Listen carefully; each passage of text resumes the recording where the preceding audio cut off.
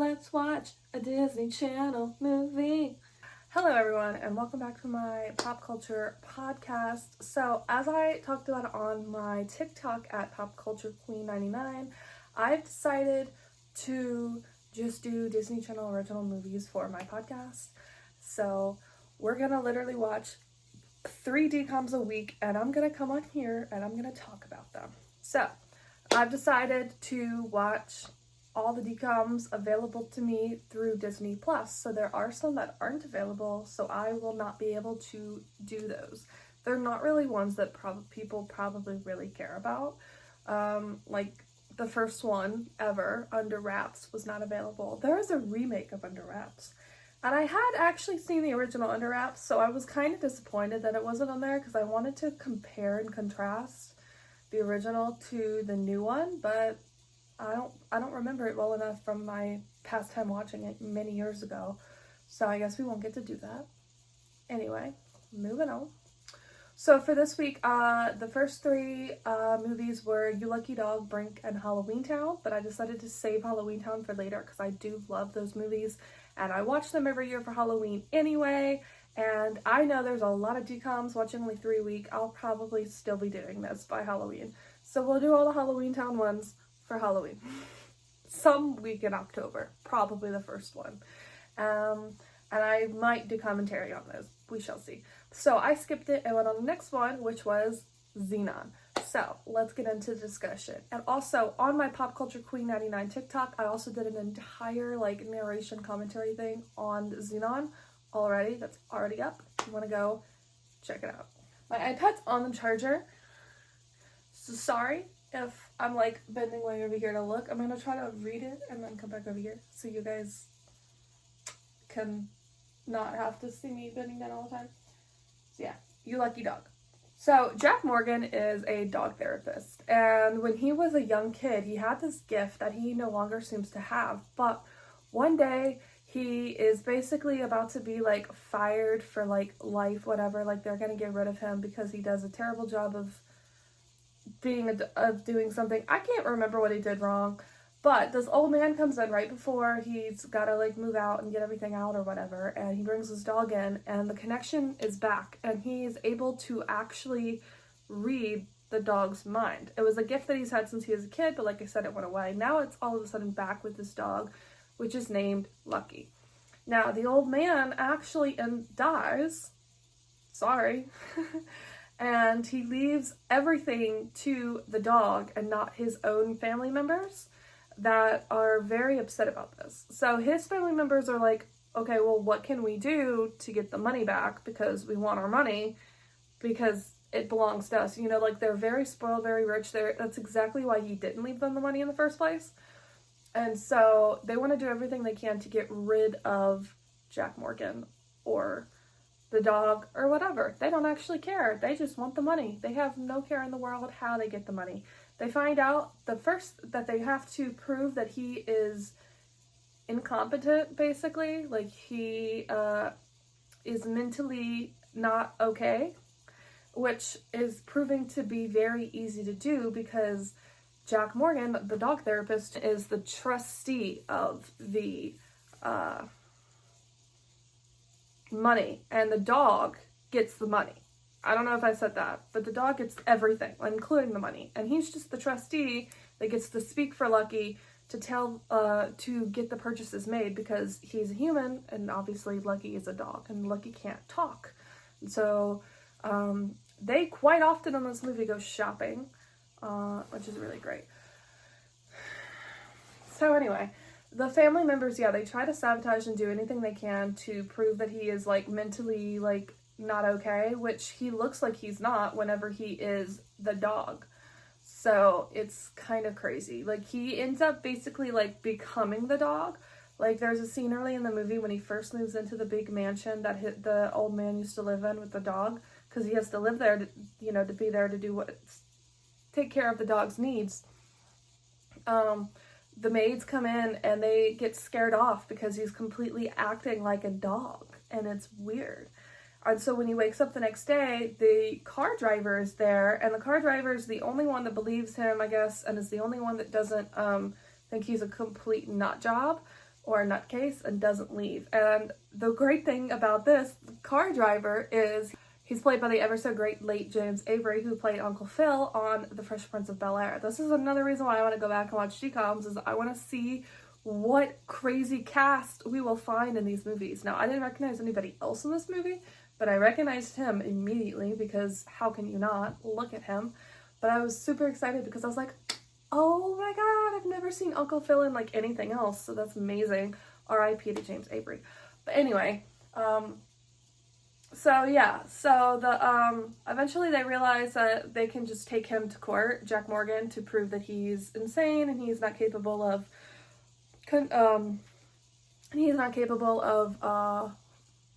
controlling the money for the dog or whatever. They actually, at one point, they were going to kill the dog, but it hadn't panned out. So they go to court, and it's not going well. It's not going well at all. And so Jack decides, put me on the stand, he's going to become the dog, and to prove that, because they've basically now admitted that he becomes the dog. Like, that's why it's not going well. Like, he's admitted, yeah, I become the dog. I am the dog. Like, that makes him seem like a mentally ill person and crazy, and not like, oh my god, I can't believe that that's true. So he has to prove that it is true so that Lucky doesn't have to be stuck with his horrible family members. Because it's not that he cares about the money, Jack Morgan. He doesn't get any of the money. It's the dog who gets him the money. He just cares about Lucky. He doesn't want Lucky to be stuck with those stupid people. So he gets up on the stand, and somehow he ends up turning into the dog, and they prove that he is in fact turning into the dog. So he gets to keep the money, and the other family members have to go, and it's really fun. But on the way out, they try to shoot the dog, but the bullet barely grazes his ear, and so he doesn't die, and he makes it. Everything's okay. The relatives were arrested. So yeah, because they try to kill the dog and steal the money. So yeah, that was an interesting movie. I have to say, of all the DCOMs in the world, the way that they have completely changed DCOMs surprises me. Let's talk about that for a second. So this movie is like one of the first ever Disney Channel original movies ever made, and it felt like a movie that even at my age watching, because I'm 24, I'm obviously not a young child, that I could appreciate it and I could understand it, and there's depths to it that they just don't have in Disney Channel movies anymore. I think Disney Channel movies originally were meant to be about a message in the movie that kids need to understand, and somewhere down the line, pretty far down the line, but somewhere down the line, they just started being just musicals. They didn't have any kind of hidden under message. Now, some of them might. Zombies kind of does, like don't judge someone because of what they look like, or Descendants, like don't judge someone for where they come from. Like they kind of do, but like, I don't know. I haven't watched the other newer ones besides that came out within those years, so I don't really know. But I just feel like this is so much more wholesome, so much more like everybody in the family can enjoy it. Whereas like now, if you watch a Disney Channel movie, like my sister watched all the Descendants movies recently, and she just didn't care for them. That's totally valid because she's a 20-something-year-old adult who just thinks they're, like, what? To be fair, she was partially just mad because they didn't have Ariel's daughter in it, because Ariel's daughter's in this Little Mermaid sequel, and she loves that character. So she was a little bit mad about that. Like, how can you do that and not have... I'm like, well, she's probably because she's an adult now. Living her own life. But yeah, it's definitely interesting the way that people can perceive DCOM. So I kind of wanted to go in on a lot of the older ones too with fresh eyes and see if I felt like they were too kiddie or not, and I just don't feel like this is too kiddie. I feel like that's actually a really great movie. I wouldn't have known it was a Disney Channel movie if I didn't know. Like literally, if I put on that movie for you and you watched it, you would not know that was a Disney Channel movie until it ended and it did the little Disney Channel logo. Literally. So yeah, let's go to the next one. Brink. Brink is a classic that everybody loves, and so we gotta talk about Brink. So Brink is a teenager who lives in Los Angeles, and he loves roller skating. He and his friends are the group called Soul Skaters, but there's another group of skaters They go by the name X-Blades with a Z. I also have my big notes in here because I couldn't finish them. So, Team X-Blades is a sponsored team, which means they get money every week for skating, for wearing the gear, basically for sponsoring the team membership. And they're kind of like the winners. They're always the winners. They're the competition leads. And so the Soul Skaters, they skate for fun. They don't skate for money. They don't skate for anything other than just the fact that they enjoy it. But Andy, even though he loves skating so much and he doesn't want to do it for money, when he's home one night, he overhears his parents talking about money because his dad's currently out of a job because his back issues. I guess he was injured somehow. He is on disability, so they're not making a ton of money from his dad right now. And they have the daughter's braces to pay for, they have hospital bills or whatever to pay for. They're having to deal with money issues, which I never thought I would see parents in a Disney Channel anything have money issues. So I respect Disney Channel and appreciate Disney Channel for doing that, because that is a very common thing. And for parents to be able to watch this movie and maybe relate to a struggle is phenomenal. I don't relate to the struggle, but I could. And so Andy decides to take matters into his own hands, and when he finds out, because he knows that the X-Blades team is sponsored, and when Boomer gets injured in one of their skating things that they did at school to see who was the best team, because X-Blades team kept like bullying the Soul Skaters, and so in order to get them to stop, if that Soul team won, the X-Blades team would stop bullying them or hazing them or whatever. They were like pranking each other, and they couldn't tattle because, that seems bad. But Boomer gets hurt, one of the guys on the X-Blades team, so now there's an open spot because they have to have 4 people to go to competition. And even though X-Blades does have a couple people, they don't all skate like for the competition, I guess, whatever. I don't know. Actually, no, that's X-Blades who needs the 4th person because he ends up joining them. I don't know. Anyway, so Andy decides to join Team X-Blades solely because of the money. And he says, but you can't tell anybody I'm on the team. I will come to practice, do what I have to do. So he decides to tell his parents, like, oh, what if I get a job to help out around here? And his dad says no, because it's roller skating and he's already got enough of an issue with his son doing roller skating all the time and not schoolwork. Like, he complains about it as it is, so he doesn't want him to do it. Well, Andy's already done it. He's already signed the contract. He's already taken the gear. He's already in the X-Blades. So now Andy's struggling through life right now because he's going to school. He's got homework. He's doing X-Blades. He's doing soul skating because he doesn't just up front tell them, oh, hey, I joined X-Blades to make money for my dad, to help my parents out because we're broke. And his dad tells him he got him a job. So now he also has another priority. So he's like asleep all day in class because he's not able to stay awake because he's doing way too much. And so finally his dad goes to talk to him, and he finally comes clean and tells him, I've been doing the skating, I've been doing all of it. And his dad finally is understanding and appreciative and not, like immediately hating on the skating thing. But he doesn't do that until after the invitational. So they have this invitational where they have to skate. And Andy pretends to get out of it. Brink pretends to get out of it with the Soul Skaters by pretending to be sick so that he can go do it for X-Blades. And he, of course, wins. And that's when his friends find out that he's on Team X-Blades. So they all hate him because he didn't tell them off the get-go. And he's really upset because... why wouldn't you tell us? Like, why would you go for this soul crushing team, the haters, the bad guys? Like, I thought skating was supposed to be fun. They're completely right, but like, there's so much more to it than that, and they don't let him explain. But he also, if he'd have told them from the get-go, they probably would have understood. So Brink quits to get his friends back, but Val offers his spot back since Boomer won't be ready in time for the competition, like the final one at the end of the movie. So his dad tries to talk to him. This is when his dad tries to talk to him, is after that. And he doesn't know what to do, and eventually I think he decides to stay with X-Blades. So the Soul Skaters show up to the downhill course for the final competition so that they can test it out, they can see what it's like, they know the course, whatever. Well, it's Gabriella versus Brink, and Val tells them to go wide on the curve and just trust him. It turns out Val decided to throw some rocks down, and so Gabriella gets really, really hurt. Also, Gabriella is played by Christina Vidal, who plays the chick who sings in Freaky Friday in the band. Don't wanna grow up, I wanna get out.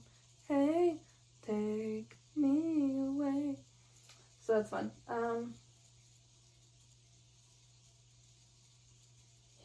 Brink tries to apologize. She doesn't accept. He goes over there to visit her.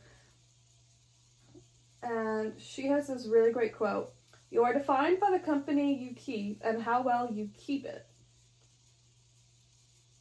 No, that's his dad's quote. Sorry. Because his dad talks to him.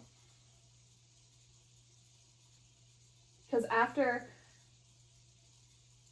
he talks to her, that's when he talks to his dad. And he says he didn't just do it for the money. He wanted the fame. He wanted to be on magazines. He wanted that spotlight. So this time he quits the X-Blades for real and he tries to go get his friends back. So his job is at this company called Pup and Suds. He buys them some new equipment and gets them basically a sponsorship that's from him. And he doesn't immediately just say oh, you guys want me back? He doesn't immediately go back into skating because obviously his friends were really mad at him, but they invite him back in anyway because they need a fourth. And so they go to the competition and they face off, and it's a tie between them, and so it's down to the downhill course at the end of the movie, and Val cheats to try to win by a variety of things. So Brink wins, and Team Pup and Suds wins. Val is let go from X-Blades because he cheated. Nobody likes that. That's not good. And they offer Brink the team captain spot on X-Blades if he wants it, but he says no because he would rather be with his friends than be on some sponsored team, even if they don't suck. Because Val's really the only one on X-Blades who sucks. He's the ringleader of the whole team of everything. It's completely up to Val. And the other guys just kind of follow along in suit, but they really did like Brink, and they're completely okay with it. So that's that one. And of course, finally, Zenon. Okay, first, I don't know why they say 21st century. I guess she's still in this century technically, but I don't know. Anyway, so Zenon is a girl living in the year 2049 in a space station. And she's a huge fan of this band called Microbe. And Microbe is coming to space to have the first ever concert in space. And of course, the lead singer's name is Protozoa. So she enters this competition to win to dance with Protozoa. That's a major big thing that's going to come back later, so I wanted to get that off the bat. But before the concert, we get a visit from the Wyndham and Lutz. And these are guys who run the company that basically pay for the space station. And they're here to make sure everything's okay and to make sure, basically to approve whether or not they get to keep the space station. Decide that it's worth it to have the space station. Well, immediately from Zenon just meeting the guy, she knows something's up with Wyndham. Something's wrong with this guy. He's not right in the head. He's not right. And so she ends up, when she's getting some stuff out the recycling bin at night, she sees Lutz at the memory bank trying to get in. And so she basically derails him and makes him walk her to her quarters where she is living because, she thinks he's up to no good and she's trying to stop him. So every night she tries to watch him and keep an eye on him, and he doesn't quite get in yet. So finally she decides to get the codes from her friend on the ship. Not Nebula, her other friend. Nebula is one of her friends, played by the great Raven Simone, by the way.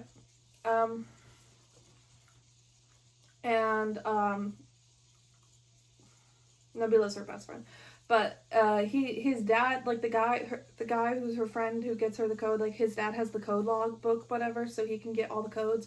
So she writes it on her hand. And so she sneaks into the memory bank to spy on Lutz, and she sees that he gets this disc out, he puts it in, he types in whatever code, and he takes the disc back out, and then he leaves. Well, then she can't get out because the code has sweat wiped away because she was hot from the sweating because she's, stuck in she was like hidden. So they come and show up and she gets busted. Well, this is the last straw for her parents because she's messed up a couple of times. She messed up right before Wyndham and Lutz even showed up by going out in a moon suit in space to watch this cool, like, color thing. I don't even know what it was called. And so she's now grounded to Earth. And so she has to go stay with her Aunt Judy on Earth, and it's definitely a weird experience. But in order to get there, she has to go home on a shuttle, and guess who's on the shuttle with her? Lutz and Wyndham. So she gets through to the shuttle, gets off the shuttle, gets home, everything, and they tell her where to go meet her aunt so that she can go home, and she puts her hair behind her ear because here's the fun thing here. Before she got off the ship, Nebula, the previous night, had found a disc on the ground because Lutz, when he went to put it in his pocket, missed his pocket and dropped the disc on the ground. So this disc that Lutz did something with is now an earring that Nebula made and gave to Zenon. So now he sees this earring that Zenon has that is very important and very vital, and so he has this crazy look when he looks at her. And then she walks off, and he tries to run after her, but he's too late. So now he is after this disc. So one day, he breaks into her aunt's house, and they destroys the place looking for the disc, not thinking about the fact that maybe she's still wearing it. But anyway, she struggles through life on Earth. There was a class where she had to swim or whatever, and she obviously is used to swimming in space.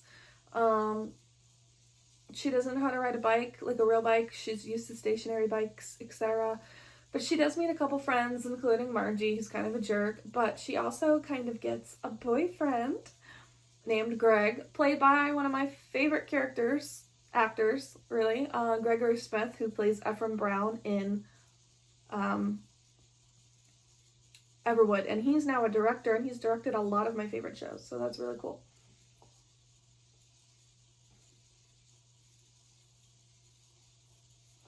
So she has a couple friends, Greg, Andrew, Andrew's really good with computers. And so after talking to Greg for a while, they figure out that it's the move that she did when she pulled her hair behind her ear, that he noticed the earring. He was like, were you wearing that earring? They figure out that it's the earring that Lutz is after. So they decide to give it to Andrew to check out, and Andrew figures out it's a bug that can absolutely destroy any kind of computer, anything, because it destroys his computer. So he creates an undo disk that she now has to get to undo. So they try to do it from Earth to undo it to the space station, but they can't. They have to put it in the main memory bank on Earth, on the space station. So she tries to tell her parents so they can get her up there, whatever, but nobody believes her except for Nebula. So when she calls Nebula, she says, go check the logs for the shuttles, because shuttles have to constantly go to the space station for supplies or whatever, so that she can get on one to get to space. Well, she misses the last one when they try to get her on it. And so the next, that night though, Margie and everybody's there to say goodbye to her because Margie doesn't like her, so that's why she's there. And she says, I just hope it doesn't blow up with microbes on it. And that's when Zenon realizes that Microbe has to get to space, so she's going to sneak on the shuttle, get on the shuttle with Microbe. So she goes to meet Microbe, and even though she's meant to be escorted away by security, he stops them and he lets her get on the shuttle with them, and so she ends up getting to go to space. But right before the shuttle leaves, Aunt Judy's trying to find her and shows up, and Wyndham and Lutz find out from Judy that Zenon is trying to get to space, and it's because they know that she knows, because Lutz finally told Wyndham at some point in the movie that she has the disc. They know that she's trying to undo the destroying of the space station. Because here's the crazy thing. At the beginning of the movie, they promised the space station more money, and it turns out he doesn't have more money. He's actually committing fraud in order to collect the insurance money. He just wants this. He truthfully decided to host a Microbe concert in space and give this thing more money to collect the insurance money because he doesn't have the money. He just wants the money back for himself. So he's literally committing fraud. That's crazy for a Disney Channel movie, you guys. So anyway, so they end up getting on the shuttle to Judy, and Judy is terrified of flying, so this is a terrible experience for her. So they get to the shuttle and she ends up saving the day, of course, after a lot of arguing with everybody because they don't believe her and they're trying to do their best to stop it. And she's like, just let me, here's the undo disc. They put it in, she gets the code in. Literally a second before it's about to blow up, she manages to save the day. And so the microbe concert is on, and because she's met microbe and she's met protozoa, she decides to give up her dance with protozoa and asks for two things. Her dance be with her best friend Nebula, and that the song is dedicated to Greg. And Judy meets Commander Plink, and that's gonna come back later with another Xenon movie, I already know. So there's that. And then, yeah, that was the movie. Great movie. Also, she's only 13 in this. That's the crazy part. Zenon is 13 doing all of this stuff. Like, girl, go ahead. Oh, and Lutz and Wyndham are immediately arrested once they figure out that she was right. I hope you guys enjoyed listening to this episode of the podcast, and I want to talk about more DCOMs and more thoughts. So let's actually like rehash the movies and kind of talk about more of my like crazy 24, 25-year-old thoughts that I have watching old DCOMs. So for the fact that Zenon is 13, going through basically like living on a space station and not being believed by her parents, and the space station's about to blow up, the people committing fraud, like that's actually really crazy for a 13-year-old to be going through, if you ask me. Also, the space station had been up there for like, I want to say like 17 years is what the movie said, which is crazy to me. When does that mean that the space station went up into space? Like, are we already at the year that this space station should be going into space? And she's lived in the space station since she was 5. And so that's the question I have. I had it in my TikTok. I have it now. How do they get vitamin D when they're in space, in the space station? Like, obviously they can't tan. They don't tan. But like, do they have a way to get some vitamin D? Because they're in space. I know it's a movie from like 1999. It's literally as old as me. That's the crazy part to me. But like, it just would be nice to have some answers. What else? You Lucky Dog's also pretty crazy. Like, I mean, these people literally tried to like murder a dog. That makes me sad. And Brink, you know, I really love that these DCOMs were not just for like kids and like only kids can appreciate it, but like anyone can appreciate it of any age. Like, I still to this day think that these are great movies. Zenon is one of my favorite movies that I've loved since I was a child. And so I was really happy watching it again and enjoying it, and that I didn't just think, oh my god, like that's just some little, no, like it's such an intense little thing going on. That storyline, super fun, really loved it. I wish all family-friendly movies were made like that, and I think Disney is getting back into doing that. They did pretty good with Prom Pact, but like they're not making a Disney Channel. It's not a Disney Channel movie though. Prom Pact was a PG movie for Disney Plus that they made a G version of that they aired on Disney Channel. It's not technically a Disney Channel movie. And so that's the thing though. It's like, it has to be a Disney Plus movie for them to make a movie of the same kind of like intensity. And I get it. It's because kids can't like understand things, but like, what's like Disney animated movies, even like they can make them have these fun, interesting plot points like that. Like, it's not just some little sing-song cute movie. Anyway, that's my discussion on the movies. So that's all for the Disney Channel movies for this week. For sneak peek, next week we are watching Can of Worms, The 13th Year, and Smart House. This is my list of all the DCOMs. It's like 4 pages. And there are some that we can't watch. The Other Me, which makes me sad because I like that one. Jet Jackson, the movie, which is totally okay because I've never seen the show, so I wouldn't have understood the plot. The Jenny Project, and that's what I think. There might be one more. No, that's it. And so the rest of these are all on Disney Plus, and then, you know, of course, I think the last 2 on this list, they ended up not being DCOMs or something, yeah. I don't know. Anyway. So, fun fact, they don't make DCOMs anymore. I didn't know this until recently. they switched to just making Disney Plus movies that they air on Disney Channel as well, like Zombies 3. Like, I remember Zombies 3 came out, I think that was one of the last ones, or it's meant to be, like it aired on Disney Channel and it came out on Disney Plus. So that was cool. And then, like I said, they have movies like Prom Pack that aired on Disney Channel that they have a G version of, and they have the PG version. So that's the other thing, is I would like to watch the Disney Channel version of movies like that, but I can't. So Prom Pack is not going to be on here, which is good because Prom Pack is one that I actually watched recently, so it's totally okay. So anyway, that's that for the DCOMs. If you guys want to talk about more movies that I watched throughout the week, because I did watch the new Hunger Games and the new movie Upgraded that recently came out, because it's new, like this year, let me know. Maybe I'll talk about it on my on a podcast episode, like a separate one for like other movies and stuff, and maybe I'll just go talk about it on TikTok because it's easy. So I'll see you guys next week.